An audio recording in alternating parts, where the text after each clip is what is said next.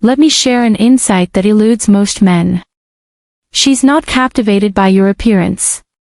She's not ensnared by your wealth or charisma or the frequency of your messages. She's enthralled by the emotions you evoke in her. For emotions constitute the true dependency. And the men who grasp this principle do not pursue. They attract subtly, serenely, irresistibly. And today, I'll reveal 3 elegant behaviors that compel her to yearn for your company, ponder you at bedtime, and long for you in your absence, even if she denies it. This isn't manipulation. It's about resonance.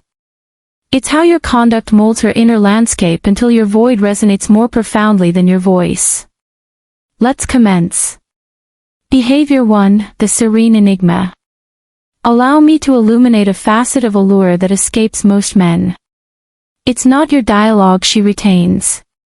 It's your pauses, your aura, the manner in which you enter a space and subtly alter its atmosphere effortlessly. You see, there's a caliber of man who refrains from hastening to occupy every silence. He doesn't speak merely to be acknowledged. He doesn't message to demonstrate concern.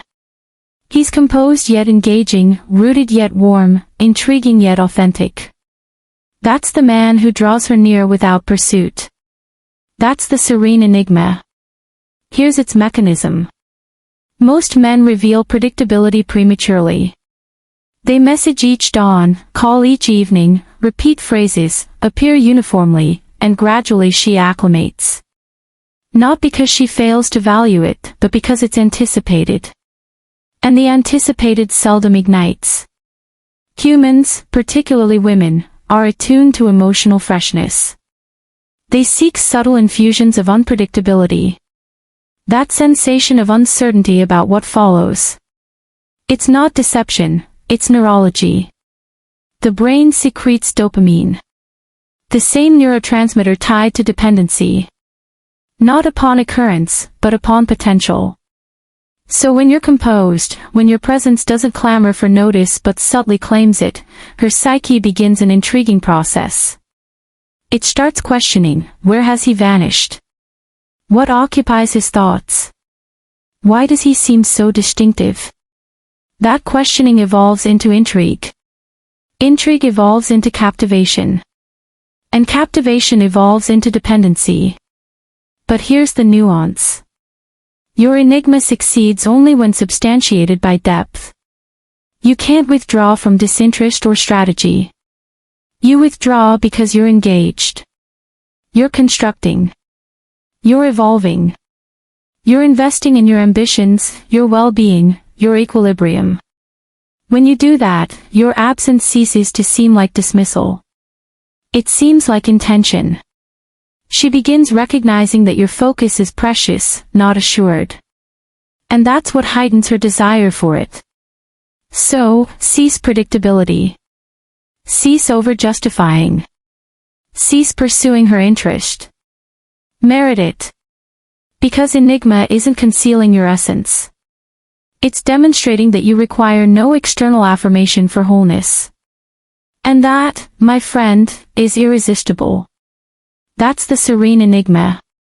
A subdued tempest she cannot overlook, a tranquil force she cannot fully articulate, and a presence that endures beyond your departure. Behavior 2, emotional sovereignty. Now, let's explore something profound, something most men mistake for dominance.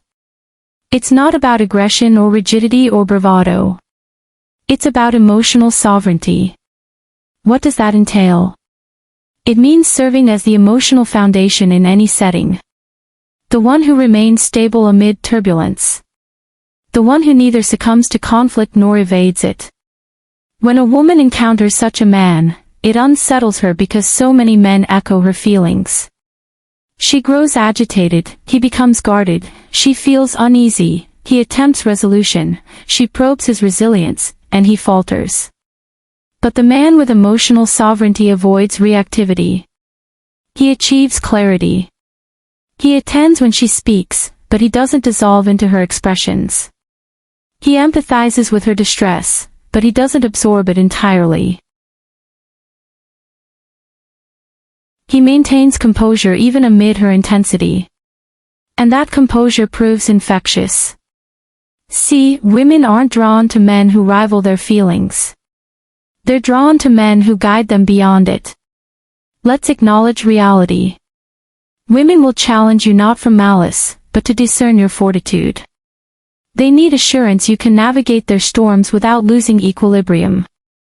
When you remain resolute, when you don't seek her endorsement, when you articulate your reality fearlessly, she feels secure even in anger.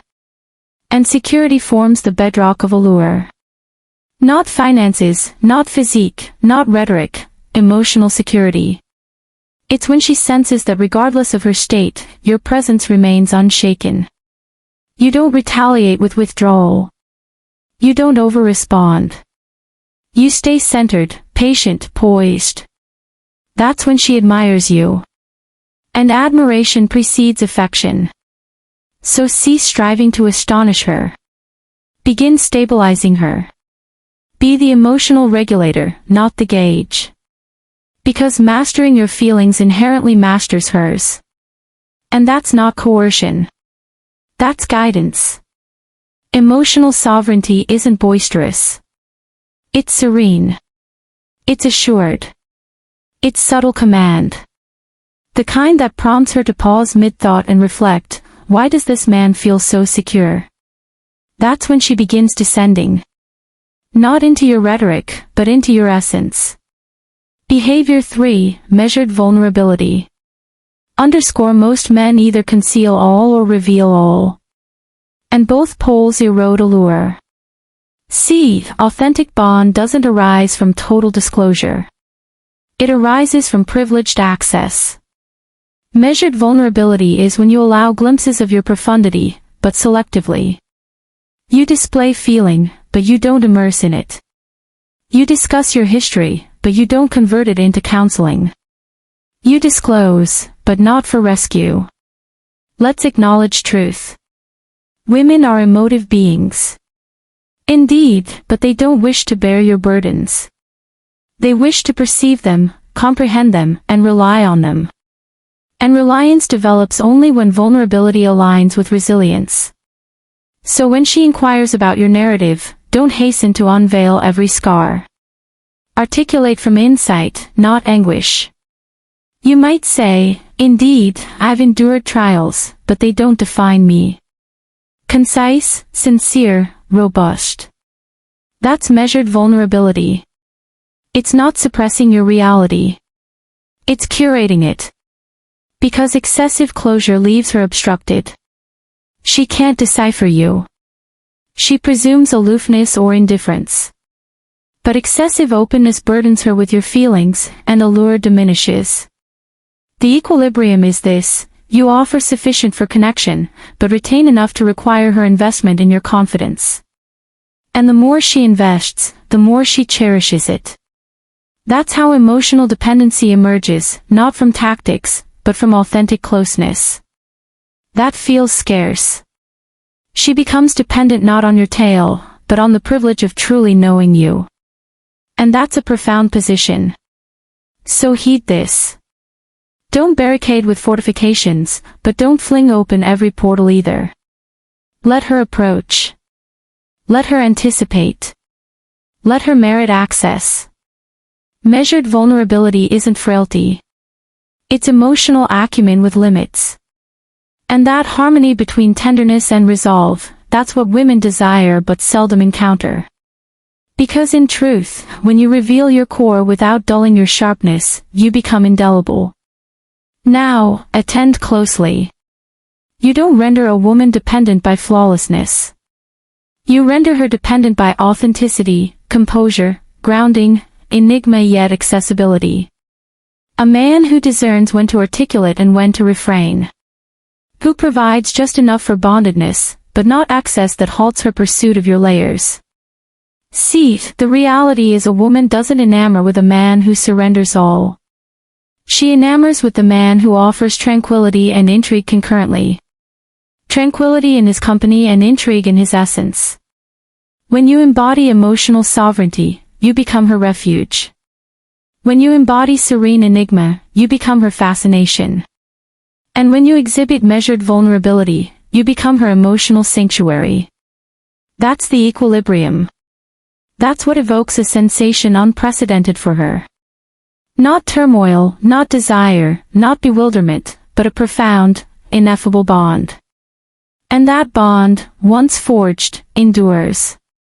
It resides in her physiology, her recollections, her musings. You become that soothing timbre. She can't replicate that essence. She begins yearning. But you can't feign it. You can't feign enigma if your existence lacks substance. You can't feign resilience without cultivated discipline. You can't provide emotional security if you're adrift yourself.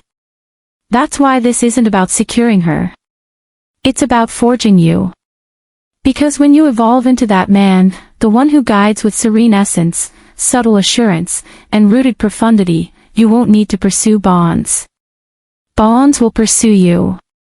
So before attempting to make her dependent on your presence, cultivate dependency on your evolution. That's the principle Sadia imparts. You draw what you embody. Be the tranquility she seeks nowhere else. Be the enigma that sustains her interest. Be the man who evokes sanctuary in a turbulent world. And observe how her gaze transforms. Observe how she relaxes in your orbit.